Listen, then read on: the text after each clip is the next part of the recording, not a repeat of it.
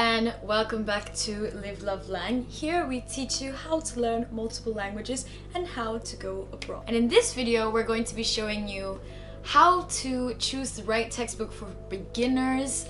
We want to show you what to look out for, what kind of things to compare, what aspects make a good textbook. So if you want to learn all of that and make sure that you're using the right textbook for your level and your needs, then make sure to watch this video until the end. We're in a different space now because I have moved. This is now my filming space and my art space and my everything space, so I hope you get used to this space. And also I'm gonna start putting your comments and your personal messages to me on Instagram and my DMs and like whatever else on this wall and behind here, so if you want to send me something nice, you're welcome to.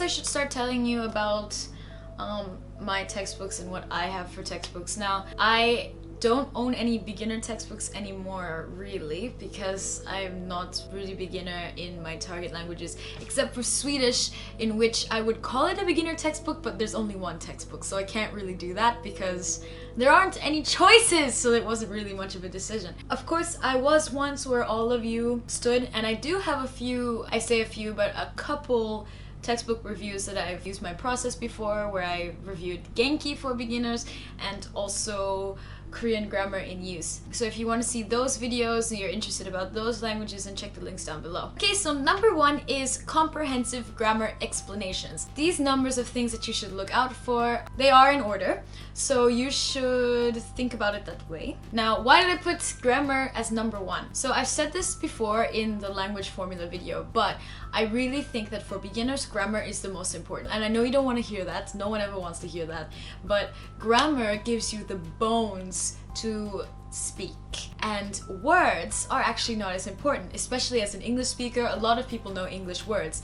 A lot of people do not understand English grammar and the way to string sentences together. So if you learn the grammar and then even fill in English words or fill in half words or use Google Translate to find specific words, you'll be fine. But you can't use Google Translate for grammar. The most important thing to start is give yourself a very good and sound foundation of basic grammar. The worst textbooks are one that have full grammar, a lot of grammar, and not good explanations. It has to be in chewable bites that you understand, something that speaks to you. So if you open the book and read a section and you don't know, like you can't figure out what they're talking about or how they're explaining it, then that textbook probably isn't the greatest textbook in the world, and I would suggest you get a different one. Which leads me into my number two, which is that it lists the grammar plainly so that you can understand. And I don't just mean that one could understand, I mean that you understand. So this is the part that I was talking about where, you know, the best textbook for you could really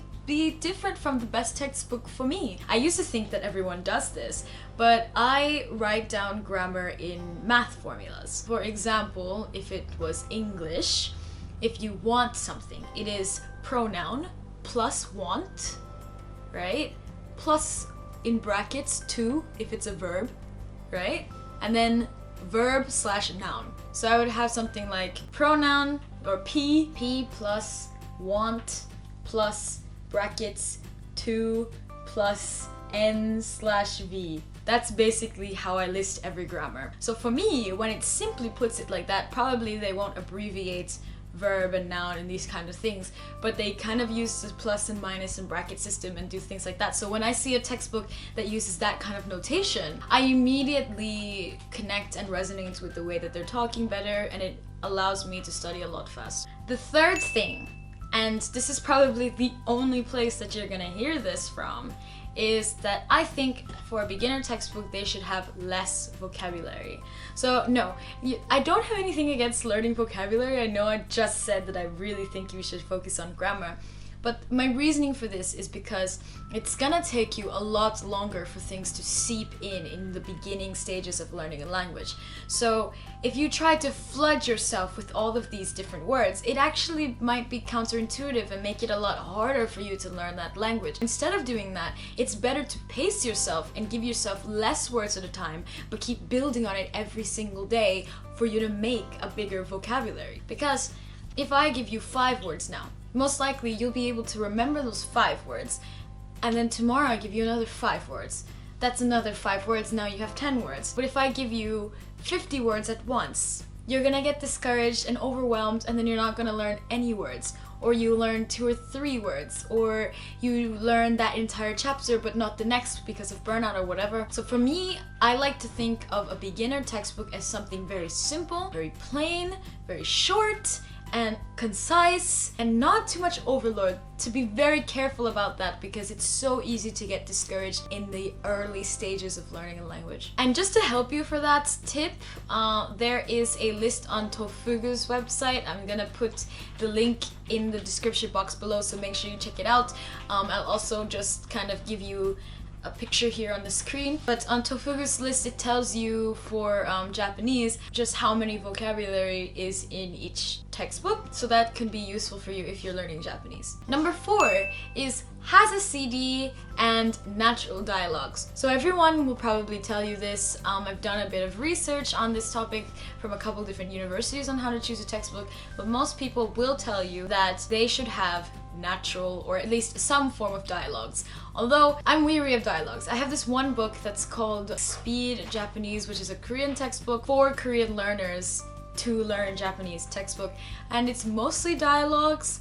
But I don't think it's that helpful because the language is a little bit awkward. It's not the most natural thing in the world. And in the beginner stages, you want the most natural thing, although that is never what textbooks give you. But you want the most natural thing because people latch on to what resonates and makes it comfortable for them to speak. You want to learn the culture and the heart and the sense of how to speak. You don't want to learn the dictionary stuff first, because it will only be harder to go back and change it. So look for, and be specific, natural dialogue. And of course it's great if it has a CD, because then you can hear it, especially if you're not in the country or if you don't have a lot of access to speaking with people from those countries. It'll be great for you to at least hear what it sounds like, especially for languages that you say watch anime or watch Korean drama, it might not be as important. I never used the CDs for Japanese or Korean because I got all of my pronunciation, other things. However, if you are not that familiar with pronunciation or you're not naturally good at picking up pronunciation, I urge you to get